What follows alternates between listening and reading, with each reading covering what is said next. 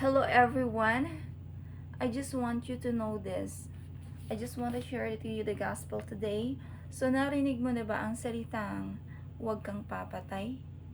So na matatagpuan yan sa Exodus 20 verse 13 na huwag kang papatay o do not murder.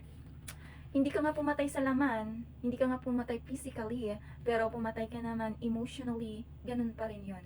Pumatay ka sa labis na galit, sa labis na mga salita, sa mga harsh, sa mga masasakit na mga salita, sa mga insult that is emotional distress, nagka-cause ng emotional damage. Yun, ganun pa rin yun. Ganun pa rin yun, pumatay ka pa rin. Kaya sinabi sa Bible, huwag kang papatay. Hindi lang yun about tumutukoy doon sa. So the Bible says in James 1 verse 19 to 20, know this, my dear brothers and sisters, everyone should be quick to listen, slow to speak, and slow to grow angry. This is because an angry person doesn't produce God righteousness. So it's okay to get angry na nagagalit ka for righteousness. Dahil sa kanyang mga maling gawa, pinagagalitan mo, okay lang yun. Pero, kung nagagalit ka na emotional, na pinangungunahan ka na ng galit mo, yung pagkapuot mo, yun ay mali na. So, ayan. Ephesians 4 verse 32, be kind and compassionate to one another, forgiving each other just as in Christ God forgive you. So, ayun. Kagaya ng pagpapatawad sa'yo ng Panginoon, dapat magpatawad tayo dahil pinatawad tayo ng Panginoon. Amen? At lahat naman tayo nagkasala. Sabi sa Bible, forgive and you shall be forgiven. So, hindi ka papatawarin ng Panginoon kapag hindi ka rin nagpatawad. Kaya, magpatawad po tayo. Amen. Mahirap, pero kapag pinaghaharian ka ng flesh, mahirap magpatawad. Pero pag pinaghaharian ka ng Espiritu ng Panginoon, ikaw ay madaling makakapagpatawad. Amen.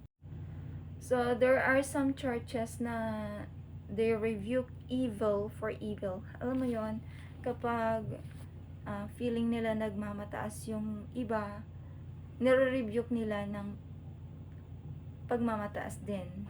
Like, hindi ka kawalan, ganon.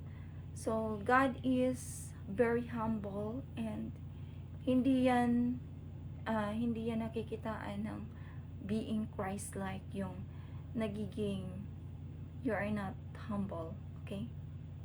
So, sabi sa 1 Peter 3 verse 9, do not repay evil with evil. Ayun. Or insult with insult. There are some people na nire-rebuke nila evil for evil. No? That's wrong. Sabi sa Bible, do not speak evil against one another. Ano? Do not speak evil against one another, brothers. Okay? Sabi sa Proverbs 10 verse 12, hatred stir up strife, but love covers all offenses. Tama nga naman, kapag mahal mo hindi na, yun. Some leaders are saying, they are rebuking evil for evil, na hindi yun nasa salamin ng pagiging Christ-like, ano. Yun ay pagmamataas din. So, sabi sa Bible, daigin mo yung masama ng mabuti. Amen. Ephesians 4 verse 29 says, let no corrupting talk come out of your mouth. Sa Tagalog translation, sa Tagalog version niya, see that. Sabi dito, huwag kayong gumamit ng masamang pananalita.